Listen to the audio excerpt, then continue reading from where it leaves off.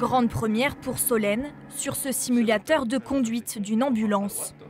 Quand tu ressens le besoin de demander la priorité, tu vas pouvoir effectivement basculer sur les avertisseurs sonores également. Après une carrière dans l'administration, elle débute une formation de 6 mois dans cette école qui forme les ambulanciers de demain.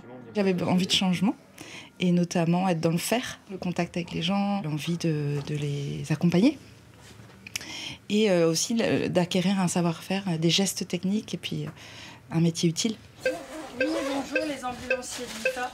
Mais les volontaires se font plus rares. En 2021, 80 élèves ont été formés ici. Cette année, ils sont 2 fois moins nombreux. Selon le directeur de l'école, le métier manque de reconnaissance et d'attractivité. Un métier à contrainte, comme tous les métiers du soin, avec finalement des postulants qui, je pense, ont de plus en plus de difficultés aussi à avoir à l'acceptation de ces contraintes, avec l'envie qui est bien légitime de concilier vie personnelle, vie professionnelle. Car ce métier physique implique souvent des horaires de nuit, pour un salaire autour de 1 700 € en début de carrière. Alors, si moins de candidats se lancent, c'est moins de véhicules qui pourront rouler. Donc ici, on se trouve dans une ambulance de soins et de secours d'urgence.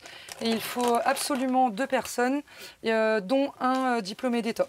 Mais selon la profession, il manque une 50aine d'ambulanciers dans le Finistère. On a parfois du mal à trouver des ambulanciers, d'autant plus que parfois ça peut être au pied levé si jamais il y a un arrêt maladie ou quoi que ce soit. On a moins de temps avec les patients aussi pour pouvoir les prendre en soins, parce que du coup les rendez-vous sont là et il faut les honorer, donc c'est ça qui est un petit peu plus compliqué. Professionnels et formateurs veulent alors rendre plus visible le métier d'ambulancier. Cette école brestoise organise donc ses portes ouvertes demain.